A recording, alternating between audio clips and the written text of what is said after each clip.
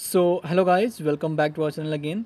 इस वीडियो में मैं आपको दिखाऊंगा कि कैसे 45 डे जो हॉस्पिटल ट्रेनिंग होती है तो उसका एक बुक कैसे तैयार करते हैं, मतलब एक बुक कैसे अपने आप से बनाते हैं, खुद से बनाते हैं। ठीक है, so let's start the video now. क्योंकि जैसे मैंने आपको पहले ही बोला था कि मैं आपको दिखाऊंगा, जिससे मैंने शॉर्ट वीडियो में पब्लिश किया था। तो ये देख लीजिए आप, इसका डिज़ाइन काफ़ी मैंने अच्छा करने की कोशिश की है। ऊपर से मैंने वाइट कलर का जो आता है वो प्लास्टिक का जो कवर, उसको मैंने लगाया है। ठीक है, तो जो फ्रंट पेज होता है उस पर हम हॉस्पिटल ट्रेनिंग रिपोर्ट का जो पहला, मतलब कहाँ से आपने किया है, किस हॉस्पिटल से किया है, उसको हम लोग नोटिफाई करते हैं उसमें। जैसे KMC डिजिटल हॉस्पिटल महाराजगंज से इसमें किया गया है। उसके बाद उसके नीचे बैचलर ऑफ फार्मेसी, अपना नाम, रोल नंबर और उसके साथ साथ अपने कॉलेज का लोगो। ठीक है, इतना करने के बाद हम आते हैं सेकंड पेज पे, जिसमें हम एक्नॉलेजमेंट करते हैं कि हमने किस हॉस्पिटल से ऐसा किया है ट्रेनिंग 45 दिन की, और हमने किसके अंडर में कार्य किया है।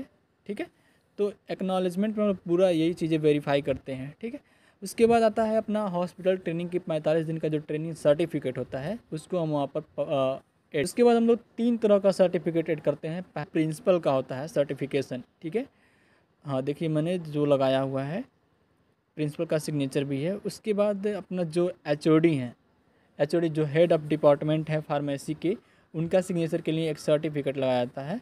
ठीक है, जैसे देख ले सकते हैं।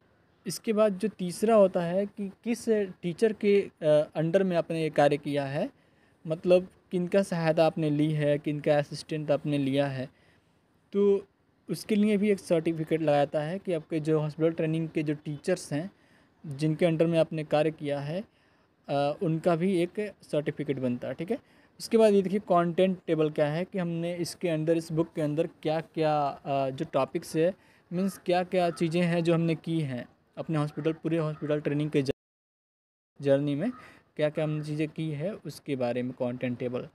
ठीक है, अब ये है क्या, लेआउट ऑफ हॉस्पिटल। हॉस्पिटल का लेआउट कैसा है, emergency service, diagnostic service, ambulance service, surgery, OPD care, support care, hospital in functions. ठीक है, अभी उसके बाद इतना करने के बाद हम लोग को अपना क्या करना है, जो फर्स्ट थिंग है वो है अपने जिस जहाँ से अपने हॉस्पिटल ट्रेनिंग की है वहाँ का इंट्रोडक्शन देना है आपको कि हाँ यहाँ से आपने किया है, इसकी फैसिलिटीज़ क्या क्या हैं, कैसी है इसकी इमरजेंसी फैसिलिटीज़, क्या क्या ये प्रोवाइड करता है अपने हॉस्पिटल में, कैसी व्यवस्था है इसकी।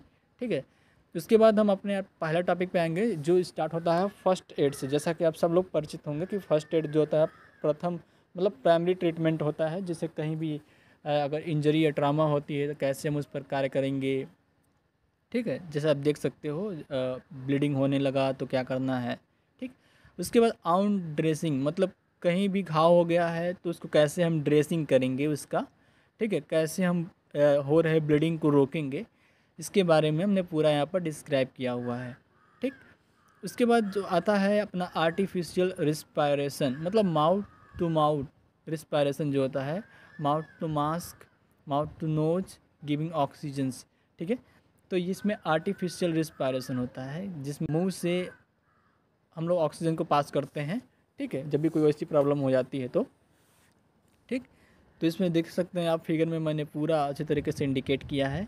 उसके बाद आता है ECG के बारे में। इसमें क्या होता है, हम इलेक्ट्रोकार्डियोग्राम मशीन की मदद से हम हार्ट की इलेक्ट्रिकल एक्टिविटी को जानते हैं। ठीक है, उसके बाद क्या क्या ऐसी चीज़ें हैं जो हमको ECG करने से पहले अवॉइड करना चाहिए।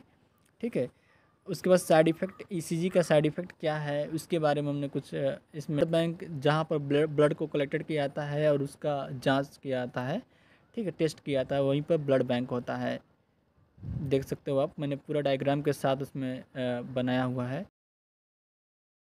उसके बाद आता है how blood bank is important, मतलब ब्लड बैंक अपने लिए क्यों इम्पॉर्टेंट है उसके बारे में। What are the 3 blood parts, जिसमें RBC, WBC, प्लेटलेट्स। ठीक है, इसके बाद आता है अपना पैथोलॉजी लैब, जिसमें पैथोलॉजी लैब के बारे में डिस्कस करना है कि क्या होता है पैथोलॉजी लैब और क्यों इसे बनाया जाता है, ताकि ब्लड सैंपल को कलेक्ट करके इसको हम अच्छे से जांच कर सकते हैं। उसके बाद आता है अपना ब्लड प्रेशर, जिसमें ब्लड प्रेशर का नॉर्मल रेंज कितना होना चाहिए, रिस्क फैक्टर क्या होता है। ठीक है, इसके बारे में ब्लड प्रेशर की कैटेगरीज क्या क्या ऐसी हैं, इसके बारे में हमने यहाँ पर सारा डिस्क्राइब किया हुआ है। ठीक है, कैसे हम ब्लड प्रेशर को मेजर करेंगे स्फिग्नोमेनोमीटर से, जिसको हम बीपी मशीन भी बोलते हैं, जैसे आपने डायग्राम में देख रहे हैं। इसके बाद आता है शुगर लेवल टेस्टिंग के बारे में कि नॉर्मल रेंज शुगर का कितना होना चाहिए, डायबिटीज़ के सिम्टम्स क्या हैं, symptoms of low blood sugar क्या कुछ। इसके बाद सब इम्पॉर्टेंट इंजेक्शन हो, जैसे मोनोसेप, जिसे आप सब जानते ही होंगे, इसका यूज कहाँ पर है।